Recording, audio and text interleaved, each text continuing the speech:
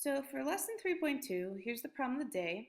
And it's actually not like what did someone do wrong or fix the error, but I want you to think about graphing to solve linear systems. It says graphing is one way to solve linear systems, but it's not always the most efficient way. There are two other ways to solve linear systems, and we'll talk about it more in class tomorrow.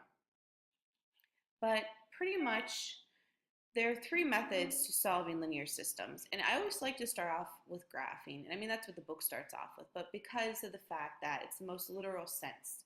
What is a system of equations? It's two equations, and we want to find out where they intersect. What point do they meet up at?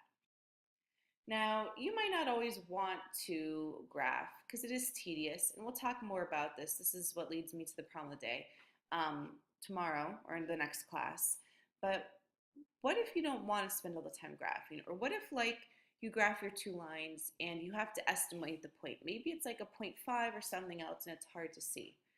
Well, we're going to look at two methods today of solving algebraically, which leads me to 3.2. Solve linear systems algebraically. So method one today we're going to talk about substitution. And you should be familiar with this. Step one, you guys could copy this down as I read through them. Solve one of the equations for one of its variables. So we want to get it in x equals or y equals form. Once you do that, step two, substitute the expression from step one into the other equation and solve for the other variable. So substitution is simply plugging one formula or one equation into the other. But what happens when you solve for that other variable? Leads us to step three, substitute the value from step two into the revised equation from step one, then solve. So let's put this to use here. Example one, solve the systems using the substitution method. Okay, so let's take a look at A.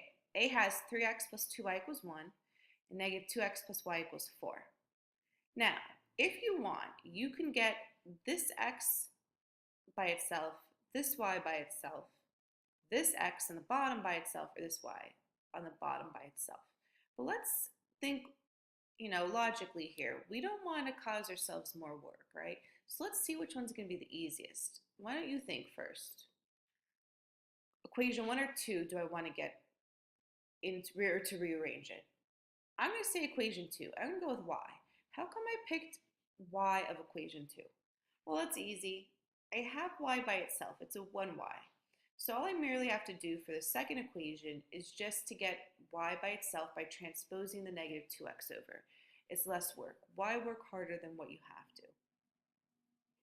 Okay, so we call it step one. You might not need me to number them, but I'm going to do that for this first one at least.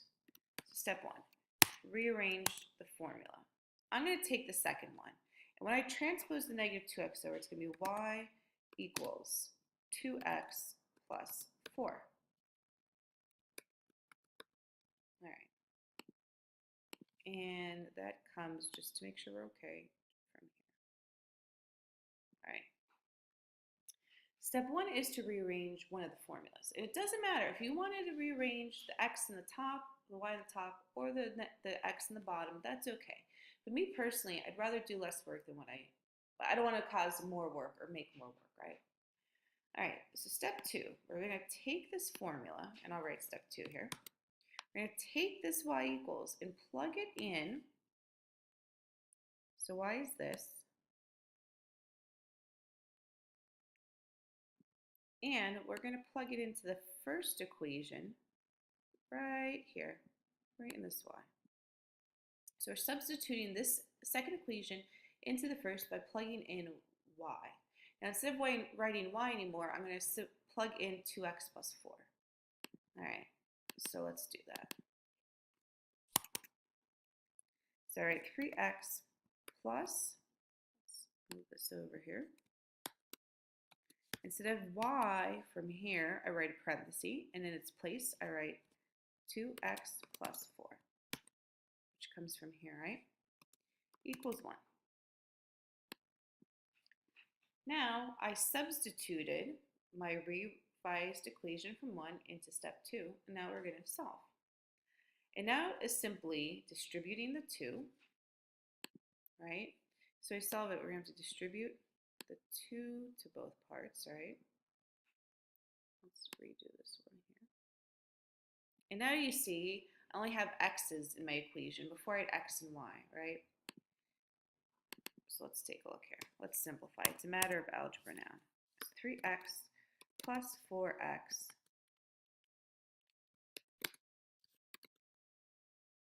plus 8 equals 1. And let's combine like terms on the left. 3x plus 4x is 7x plus 8 equals 1. And let's transpose the 8 over as negative 8. So 7x equals 1 minus 8.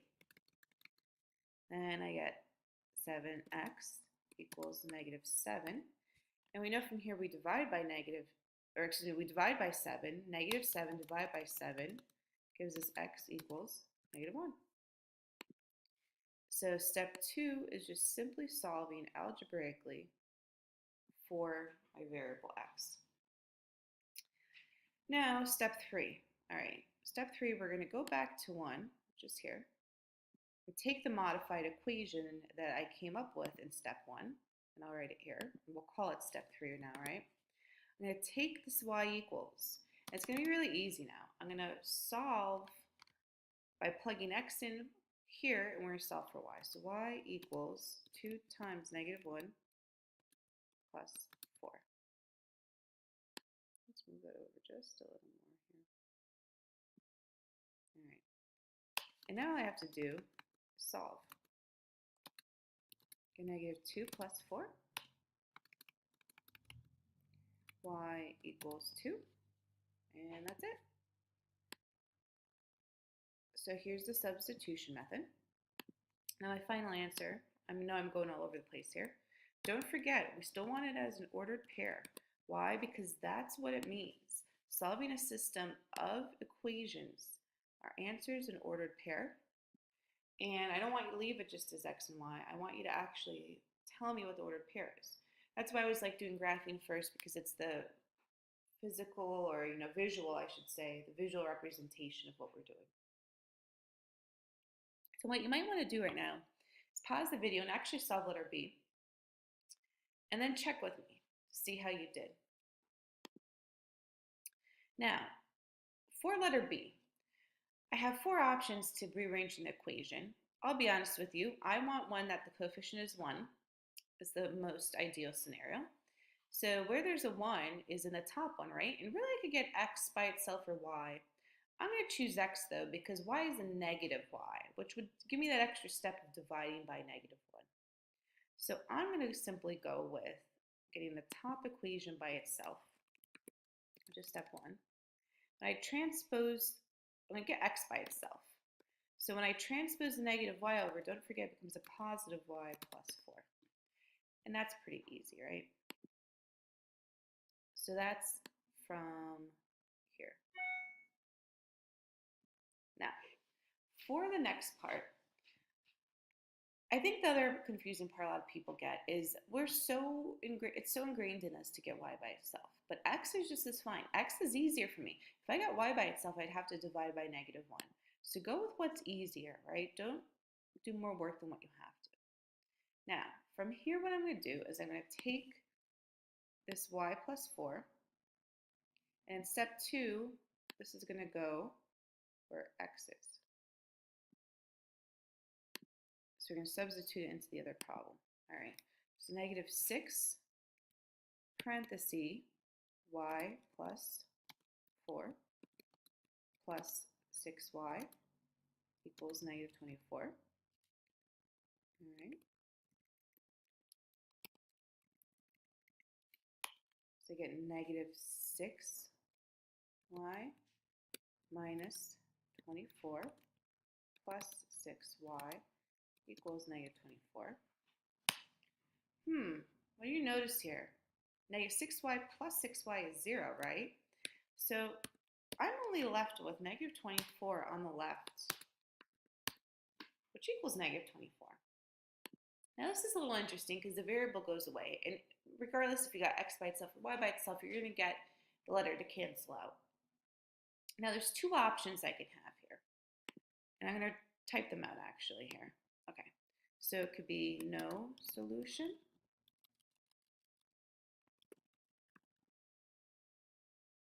or infinitely many solutions. I'll move this over.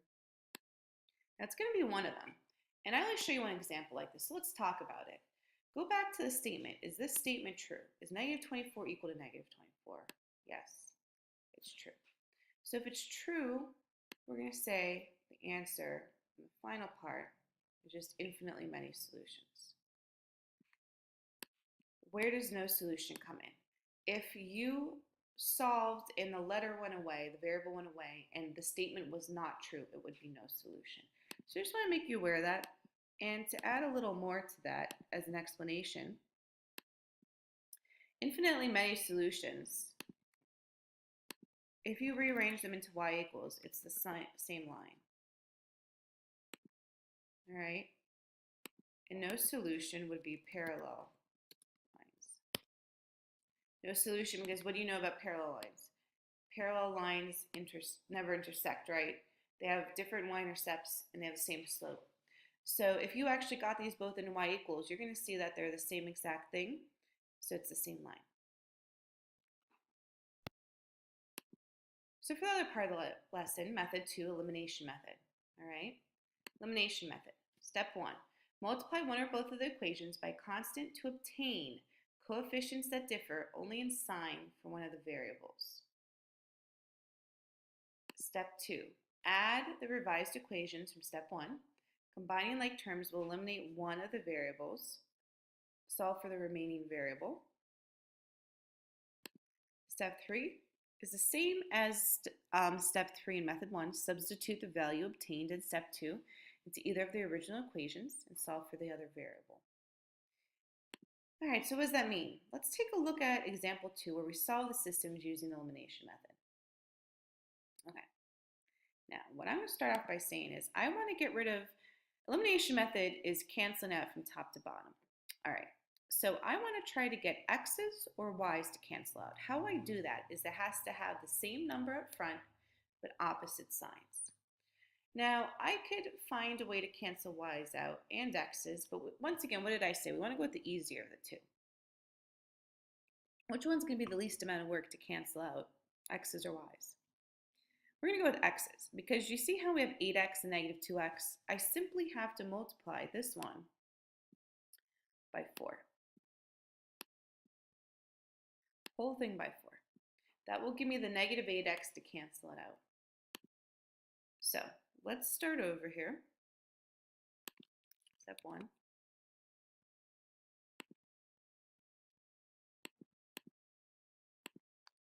Step 1 is going to be, rewrite the first one, 8x plus 2y equals 4.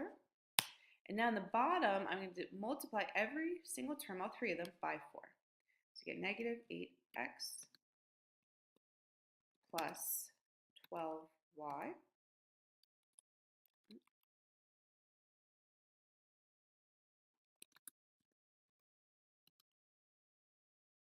equals 52. And let's actually do this to make them line up. Now, what's nice about elimination method, we'll draw our line here, is you multiply by a number to get one of the terms to cancel out. And how do I know they cancel out? They have to be the same number, so I have 8 and 8 for both for x, but opposite signs. Because what's 8 minus 8? 8x minus 8x is 0, right? So the whole goal, we go from top to bottom, is getting a set of terms to cancel out. Now we add, step 2 is to add, and I'll write step 2 here. Step 2 is to now add and combine like terms. 2y plus 12y is 14y equals 4 plus 52 is 56. And we divide by y, or 14, and y equals 4. So what's nice about this method? There's not a lot of algebra. Like the algebra is pretty easy, right? Because what we're doing, so like I said before, What's nice about elimination method is that the algebra is pretty easy, right? You get 14y equals 56, and we simply divide. It's a one-step equation. Um, there's pros and cons to both substitution and elimination. Elimination, algebraically, it's easier. Substitution, a little bit more complicated. So a lot of times it's honestly just a matter of preference that I'll talk a little bit more at the end of the lesson here. So step 3 follows just like the last step 3 for substitution method. Once we get one of the values, you simply have to plug it back in. I always go back to the original of one of them. I know in substitution method, step 3 said plug back into one of the modified versions, and it doesn't really matter. But what I would do is actually go with the easier one. I'm probably going to go plug in y equals 4 into the top one, just to make it a little bit easier for me mathematically. So 8x plus 2 times 4 equals 4. 8x plus 8 equals 4. 8x equals 4 minus 8. 8x equals negative 4. And when we divide by 8, we get what? X equals negative 1/2 simplified. So there's our x, there's our y. Once again, write it as an ordered pair. I'll write it off to the side here. My ordered pair is what? Negative 1/2, comma 4. And that's my solution to letter A. What you might want to do is pause the video and actually solve by yourself. Really try it, and I'll pick up with it in a second. Now, what makes this one harder? All right, 4 and 6, they have a number in common, but I mean, you can't multiply 4 by something to get 6 or vice versa.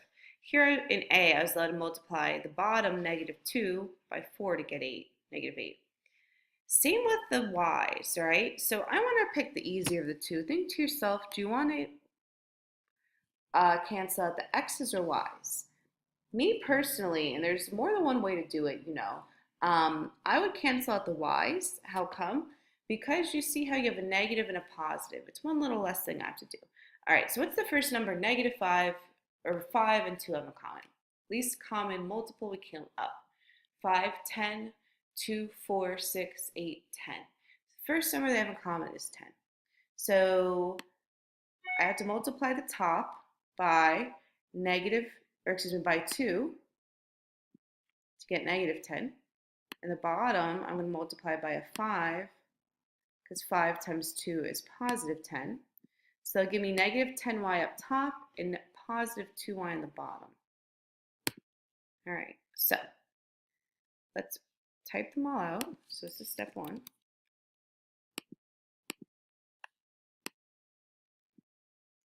Multiply everything, all 3 parts, by 2 on the top.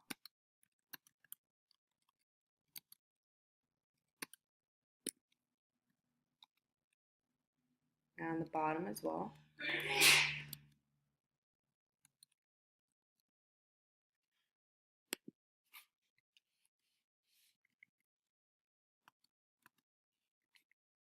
Let's make them line up here, sorry.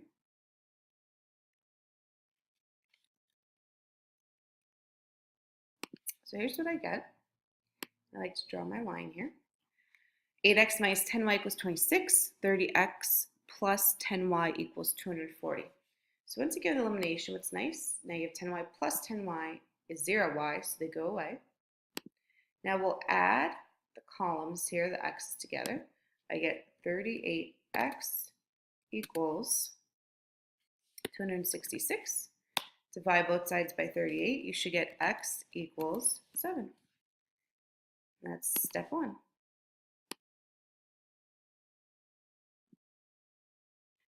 And 2, I should say. So step 2 is actually simplifying. So let me move that out of the way in a second. Just to keep up. You might not actually need to label them, I'm sure, but sometimes the notes doesn't help, or it does help to have it labeled from the beginning. Now, step 3, what do? We want to plug x back into one of the originals, and it honestly doesn't matter which one. I'm just gonna go with the top. A lot of times if it doesn't seem like one's easier than the other, because I do like to see, like if I don't have to do as much work, why should I, right? If you get the answer an easier way. But in this case, I'm just gonna do the top one.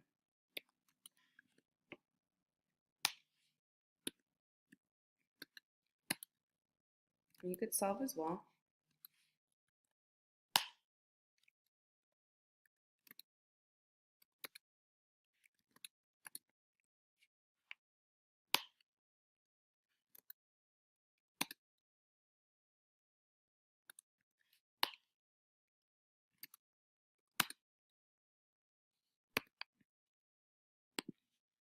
You should get y equals 3. So what's our final answer for this one? Don't forget to write it as an ordered pair. Ordered pair 7, comma 3. Now, one thing that I haven't mentioned yet is how can you check your work? What I like sometimes about algebra, or a lot of algebra, is if you have time, you could see if you're right or wrong. Take the ordered pair, 7 comma 3, plug it back into the original here, plug it back into the original here. Both equations should check out. And actually, that worked also with graphing, also with substitution method. Now, you might be wondering, when do I use which method? Honestly, I use all three methods. Graphing I probably use the least just because it's so tedious. But why do we teach it and why is it important? It's the actual visual representation of what systems of equations are. There are two lines and where they intersect is their point of intersection, which is the ordered pair of the coordinate. So that's important. But what do I mainly use, as in me? I've been doing this a lot longer than you guys. Honestly, I use both substitution and elimination. I try to use elimination a little bit more just because I like it a little bit more, but that's more of a preference for me. Um, when they're in standard form, here's a good rule of thumb. Do you see how these are in standard form, the equations? I would use elimination. If we go back for a minute, now substitution, these were not in y equals, all right? But I might use substitution with these because you see how y is by itself, there's a 1.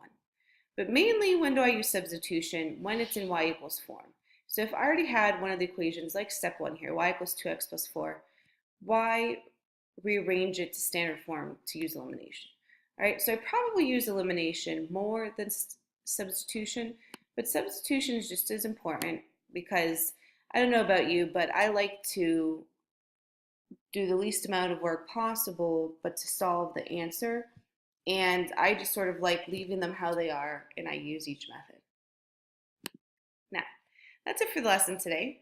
Homework problem of the day. And then 2, I actually am letting you choose. It says solve the system using either the substitution method or elimination method. So really it's your call. I would like to maybe see you do both, at least one of each type, just to make sure you understand it. And that's the lesson for today.